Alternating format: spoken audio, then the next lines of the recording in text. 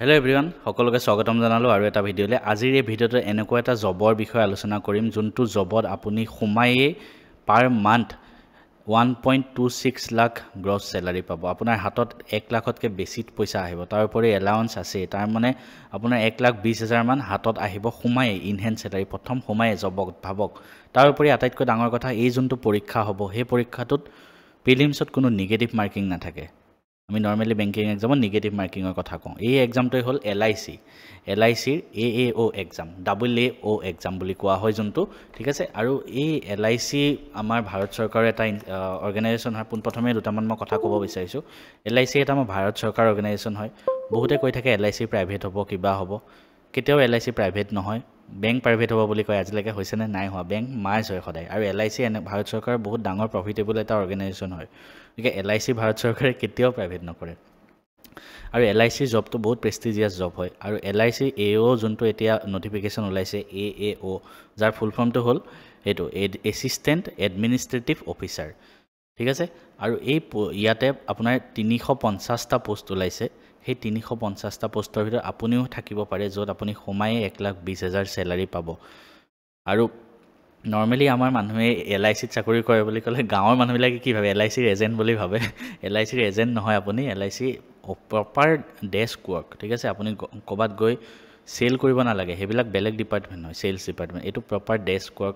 আৰু syllabus banking এক্সামৰ লগত একেই হয়। গাঁৱৰ মানুহে এনেও নাজানে। আপুনি LICত জব কৰিলে বুলি ক'লেও, এইটো জব পালেও সিহঁতে সেইটোৱে ক'ব, ই এজেণ্ট হয়, চাকৰি কৰি আছে। মই যেনেকৈ RBIত চাকৰি কৰি আছোঁ, মোৰ লগৰ কিছুমান আছে। মাজতে মোৰ লগৰ এটা হয়, সি আৰ্মিত জব কৰে হা। সেই জবটো কেনেকৈ পালে মই ভাবি আছোঁ। সি মোক সুধিছে, তইতো RBIত চাকৰি কৰ, তাতে মোৰ বেংক একাউণ্ট এটা খুলিব লাগিছিলে, তাতে খুলিব পাৰিম নেকি? তাৰপিছত মই ভাবিছোঁ ই কেনেকৈ জব পালে। বাৰু যি কি নহওক, আপুনি য'তেই নকওক, মানুহেতো নাজানেই। কিন্তু LIC AAO এনেকুৱা এটা এক্সাম হয় যোনটো আপোনাৰ সোমায়েই ইনহেণ্ড চেলাৰী, যোনটো বেংকিং ছেক্টৰত RBI পিছতেই এইটোত আটাইতকৈ বেছি চেলাৰী পায় সোমায়। RBIৰ পিছতেই এইটোত বেছি চেলাৰী পায়। SBI PO এইবিলাকতকৈতো আপুনি বহুত চেলাৰী পাব ইয়াতে সোমায়। আৰু ইয়াত 350 পোষ্ট ওলাইছে। অল ইণ্ডিয়াত বহুত ভাল এটা পোষ্ট হয়। তাৰ মাজত আপুনিও থাকিব পাৰে। মানে ভালেখিনি পোষ্ট ওলাইছে, বহুতখিনি ওলাইছে। তো এই 350ৰ ভিতৰত আপুনিও থাকিব পাৰে। কোনোবাই ক'ব ইমান কম ওলাইছে, বহুতখিনি বুলি কৈছে। মই যেতিয়া পাইছিলোঁ না IBPS IT অফিচাৰ, 120টা পোষ্ট আছিলে। যেতিয়া ইয়াত পাইছিলোঁ তেতিয়া 10টা পোষ্ট আছিলে নৰ্থ ইষ্টৰ ভিতৰত। গতিকে পোষ্টৰ লৈ কেতিয়াও নাভাবিব, 350ৰ ভিতৰত আপুনিও থাকিব পাৰে। খালি পেটাৰ্ণটো বেংকিঙৰ লগত অকণমান ডিফাৰেণ্ট হয়। চিলেবাছ অলমষ্ট ছেইম হয়। আমি গোটেইখিনি বস্তু পাতিম। পোনপ্ৰথমে ডেটটো মনত ৰাখক। অনলাইন এপ্লাই ডেট অলৰেডি চলি আছে 16 আগষ্টৰ পৰা, আৰু লাষ্ট ডেট 8 ছেপ্টেম্বৰ। গতিকে সোনকালে এপ্লাই কৰি থৈ দিয়ক। আৰু ইয়াত ডেট দি দিছে, প্ৰিলিমছ এক্সাম 3 অক্টোবৰত হ'ব, মানে দুৰ্গা পূজাৰ দশমীৰ পিছদিনাই। গতিকে ভালকৈ পঢ়ক। পূজাত একদম ভালকৈ পঢ়ি পেলাই, বন্ধ যিহেতু, পূজাত ভালকৈ পঢ়ি প্ৰিলিমছ এক্সাম দিয়ক। তাৰপিছত তাৰ 1 মাহ পিছত বেংকিং এক্সামত সদায় 1 মাহ পিছতেই মেইনছ থাকে। তো ইয়াতো 1 মাহ পিছতেই আপোনাৰ মেইনছ এক্সাম আছে, ঠিক আছে। 8 নৱেম্বৰত মেইনছ আছে। এজ লিমিটৰ কথা যদি কওঁ, মই জেনেৰেলৰ কাৰণে 21 to 30। নৰ্মেলি যেনেকৈ বেংক এক্সামত থাকে 21 to 30 এজ, তেনেকুৱাই থাকিব। তাৰপিছতে আপোনাৰ ইয়াত ডাইৰেক্ট প্ৰপাৰলি লিখি দিছে, চাওক। Basic pay 88,635। বেচিক পেয়ে সিমানখিনি। বহুত মানুহৰতো সিমান চেলাৰীও নহয়। বেংক এক্সামত, বেংকত চাকৰি কৰা মানুহৰো ইমানখিনি চেলাৰী নহয় পাৰ মান্থ, ঠিক আছে। তো বেচিক পেয়ে ইয়াত সোমাই সিমানখিনি হয়। তো আল্টিমেটলি আপোনাৰ 1,26,000 মান গ্ৰছ পে' হ'ব বুলি ইয়াত কোৱা হৈছে। মই চেলাৰী শ্লিপৰ বেলেগ এটা ভিডিঅ' লৈ আহিম। কোনোবাই যদি বিশ্বাস কৰা নাই, মই চেলাৰী শ্লিপ এটা দেখাম বুলি ভাবিও আছিলোঁ এই এক্সামটোৰ। মই চেলাৰী শ্লিপৰ বেলেগ এটা ভিডিঅ' লৈ আহিম, চিন্তা নকৰিব। ছাৰ্ভিচ কণ্ডিশ্যন আপোনাৰ LICত থাকিব সদায়।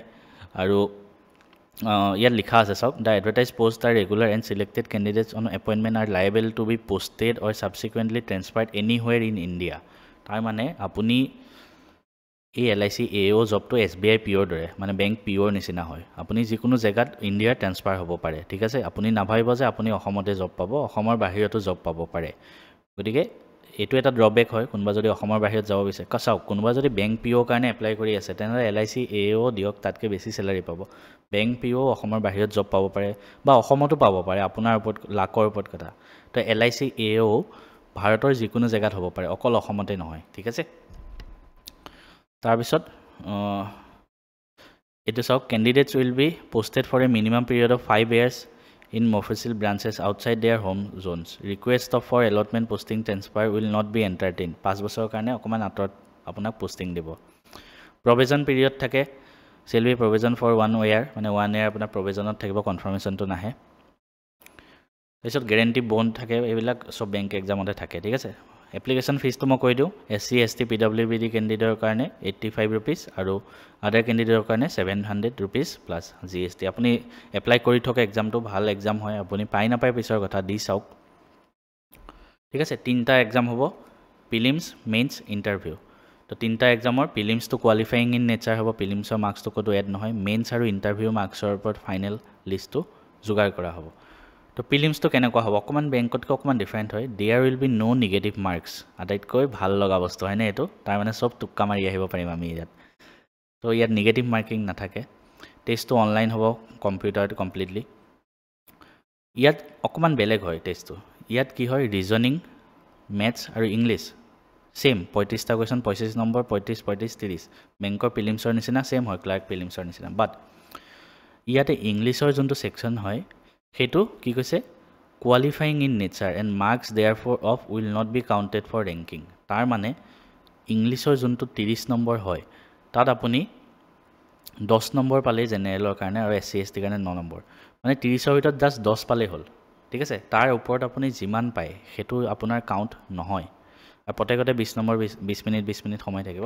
তাৰ মানে আপোনাৰ প্ৰিলিমছৰ যোনটো ফাইনেল কাট অফ প্ৰিলিমছত আপোনাৰ ফাইনেল ৰিজনিং আৰু মেথছটোহে যোগ হ'ব মেথছত আপুনি কিমান পায় আৰু দুইটাতে সেকশনাল কাট অফ আছে মানে আপুনি ৰিজনিঙতো 18 মেথছতো 18 পাবই লাগিব তেতিয়া পাছ কৰিব আৰু ইংলিছত 10 পাবই লাগিব তেতিয়া পাছ কৰিব বাট ইংলিছৰ মাৰ্কছটো এড নহয় ৰিজনিং আৰু মেথছৰ মাৰ্কছত ফাইনেল কাট অফটো বনোৱা হ'ব। আই হোপ আপোনাৰ কনসেপ্টটো ক্লিয়াৰ হ'ল মানে কাৰোবাৰ যদি কিবা ডাউট থাকে তাৰ মানে আপোনাৰ ফাইনেল কিমান নম্বৰৰ ভিতৰত আপোনাৰ মাৰ্কছ আহিব 70 নম্বৰৰ ভিতৰত কাৰণ এই 30টো নাহে এই 30টো যোগ নহয় আৰু 1 ঘণ্টা সময় হ'ব আৰু কোনবাই খোদে ইংলিছ আৰু কিহত এক্সাম হ'ব অসমীয়াত এক্সাম নহয় মই আগতে কৈছো অসমীয়াত আপুনি এক্সাম দি পাছ কৰিম বুলি ভাবিব নোৱাৰে বেংক এক্সাম হয় কিছুমান এক্সাম হয় অসমীয়াত বাট অসমীয়াত পঢ়ি থাকিলে আপুনি পাছ নকৰে ইংলিছটো পাছ নকৰিব নহয় ইয়াত অসমীয়া পেপাৰো নাহে পেপাৰখন অকল ইংলিছ আৰু হিন্দীত আহিব ঠিক আছে। তাৰপিছত মেইনছ এক্সাম হ'ব মেইনছ এক্সামতো নিগেটিভ মাৰ্কিং নাই আটাইতকৈ ভাল লগা কথা হয়নে আৰু ইয়াতে এটা ডেসক্ৰিপটিভ পেপাৰো হ'ব যোনটো আপুনি কম্পিউটাৰ টাইপ কৰি পেলাই এছে লিখিব লাগিব কম্পিউটাৰ টাইপ কৰি ইয়াতো নিগেটিভ মাৰ্কিং নাই ঠিক আছে।